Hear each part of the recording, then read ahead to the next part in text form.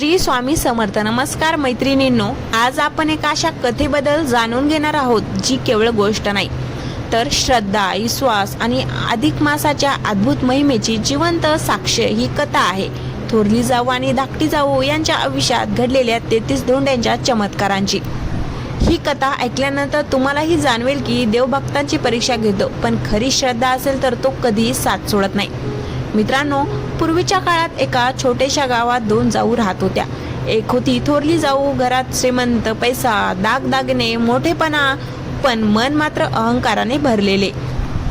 आणि दुसरी होती धाकटी जाऊ, गरीब, साधी, शांत आणि देवभक्त. तिच्या घरी पैशाची कमतरता होती, पण मनात देवावर अपार विश्वास होता. गावात अधिक मास सुरू झाला. आपल्या हिंदू धर्मात अधिक मासाला अतिशय पवित्र मानले जाते. या महिन्यात केलेले दान, पूजा, जप आणि व्रत याला अत्यंत पुण्य मिळते असे म्हटले जाते. विशेष स्त्रिया या महिन्यात उपवास, दान आणि कथा ऐकायला खूप महत्त्व देतात. गावातील सर्व स्त्रिया नदीवर स्नानासाठी जाऊ लागल्या. दररोज पहाटे पुरुषोत्तम मासाचा जयजयकार करत त्या नदीकाठी जमा होत. थोरली जाऊ पण जायची, पण तिच्या मनात भक्तेपेक्षा दिखावा जास्त होता. ती महाग साडी घालून जायची, दागिने मिरवायची आणि इतर स्त्रियांना कमी लेखायची. धाकटी जाऊ मात्र साध्या कपड्यात जायची. तिच्या अंगावर जुनी साडी असायची, पण ओठांवर देवाचे नाव असायचे. ती मनापासून स्नान करून प्रार्थना करायची, देवा, माझ्याकडे काही नाही, पण तुझ्यावरचा विश्वास कधी कमी होऊ देऊ नको. एक दिवस गावातल्या एका वृद्ध साधूने स्त्रियांना सांगितले, या अधिक मासात जो कोणी श्रद्धेने 33 धोंडे अर्पण करेल त्याच्या घरात सुख, समाधान आणि लक्ष्मीचा वास होईल.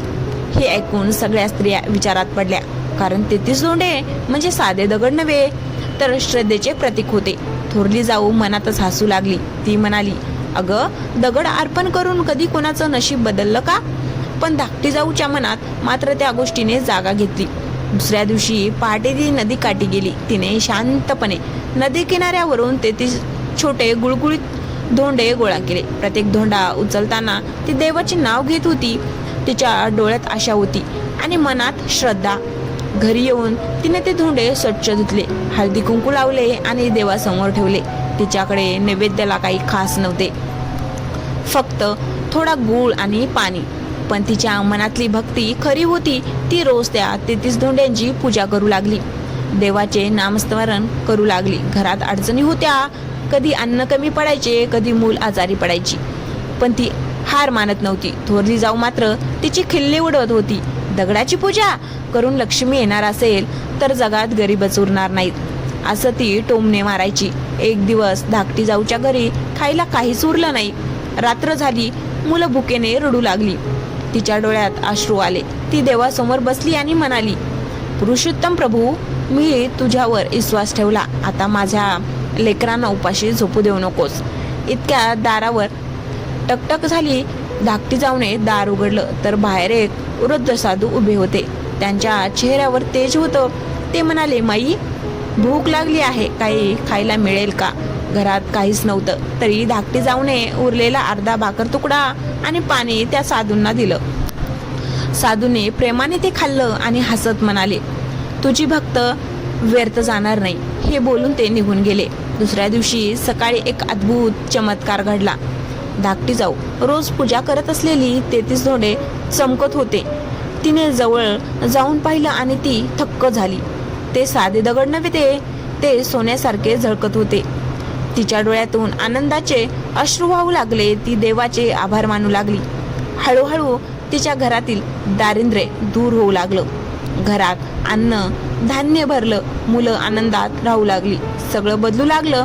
गावात ही बातमी वाऱ्यासारखी पसरली. सगळे म्हणू लागले, ही अधिक मासाची कृपा आहे, ही श्रद्धेची ताकद आहे. थोरली जाऊला हे सहन झालं नाही. तिने विचार केला, जर दगडाची पूजा करून इतकं मिळतं असेल तर मीही करते. पण तिच्या मनात भक्ती नव्हती, फक्त लोभ होता. तिनेही 33 धोंडे आणले, मोठा दिखावा केला, महाग नैवेद्य ठेवला, पण मनात अहंकार आणि लालच भरलेला होता. काही दिवस गेले, पण काहीच घडत नाही. उलट तिच्या घरात भांडण वाढू लागली. मन शांती हरवली. तेव्हा तिला आपल्या चुकीची जाणीव झाली. ती धाकट्या जाऊकडे गेली आणि रडत म्हणाली, मला माफ कर, मी तुझी चेष्टा केली, पण खरी श्रीमंती पैशात नसते, ती श्रद्धेत असते, हे मला आता समजलं. धाकटी जाऊने तिला प्रेमाने जवळ घेतलं. मित्रांनो, या कथेतला खरा संदेश हा आहे की देवाला दिखावा नको असतो.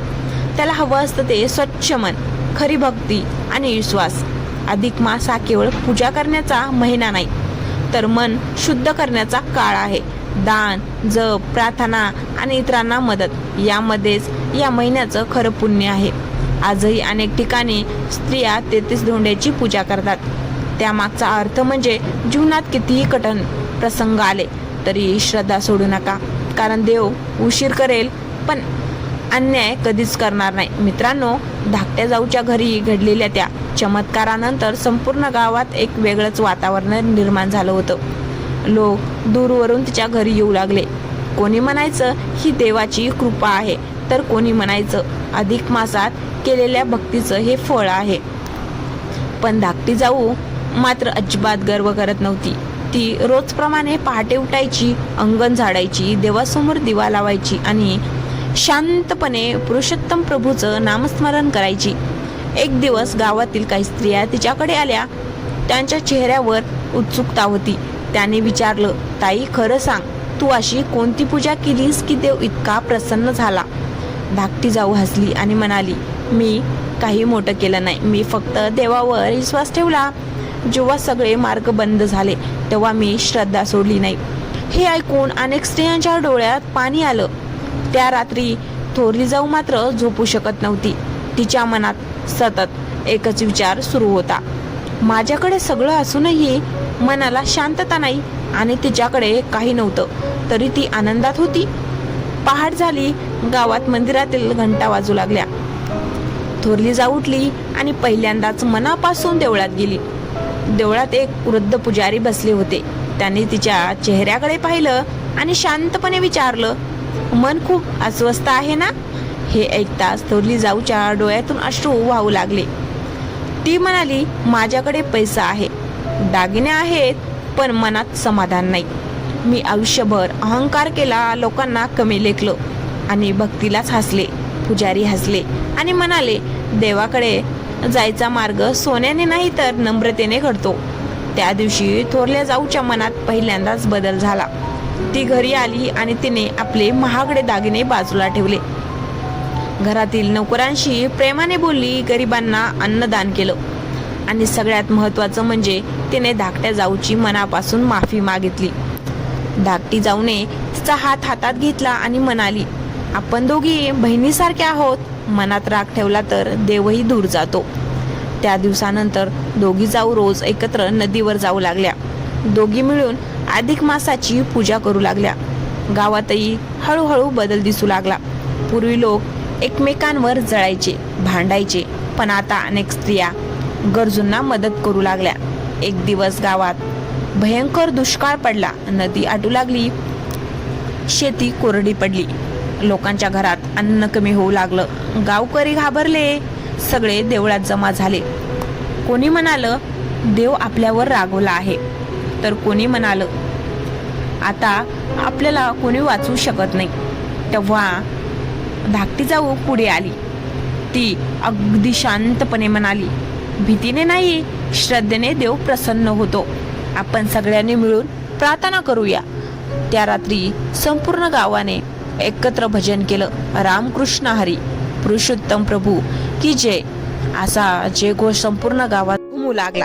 थोरले जाऊनही पहिल्यांदाच मनापासून प्रार्थना केली. रात्र संपली आणि पहाटे अचानक आकाशात काळे ढग जमा झाले. वारा सुटला, विजांचा कडकडाट झाला आणि काही क्षणात मुसळधार पाऊस सुरू झाला. संपूर्ण गाव आनंदाने नाचू लागलं. लोक म्हणाले, काही अधिक मासाची कृपा आहे, ही एकतेची शक्ती आहे. त्या दिवशी गावातील एका वृद्ध आजीने खूप सुंदर गोष्ट सांगितली. त्या म्हणाल्या, 33 धोंडे म्हणजे फक्त दगड नाहीत, ते आपल्या मनातील 33 वाईट विचारांचं प्रतीक आहे. जो माणूस अहंकार, मत्सर, राग आणि लोभ दूर करतो त्याच्यावर देवाची कृपा होते. हे ऐकून सगळे शांत झाले. मित्रांनो, आजच्या काळातही ही कथा आपल्याला खूप मोठा संदेश देते. आज माणसाकडे पैसा आहे, मोठं घर आहे, पण मनात समाधान नाही. कारण आपण श्रद्धेपेक्षा दिखाव्याला जास्त महत्त्व देतो. देवाला मोठे हार, मोठे नैवेद्य किंवा महाग पूजा नको असते. त्याला हवं असतं ते प्रेम, विश्वास आणि दुसऱ्यांच्या डोळ्यात आनंद आणण्याची भावना. अधिक मास आपल्याला हेच शिकवतो. जीवनात कितीही संकट आली तरी देवावरचा विश्वास कधी सोडू नका. कारण अंधार कितीही मोठा असला, एक छोटासा दिवा संपूर्ण अंधार दूर करू शकतो. आणि श्रद्धा हा त्या दिव्यासारखाच असतो. पुरुषोत्तम भगवान की जय. अधिक मास महिना की जय. जर तुम्हाला ही कथा आवडली असेल तर व्हिडिओला लाईक करा, शेअर करा आणि अशाच धार्मिक आणि प्रेरणादायी कथा ऐकण्यासाठी आपल्या चॅनलला नक्की सबस्क्राईब करा. पुरुषोत्तम भगवान की जय. अधिक मास महिना की जय. धन्यवाद.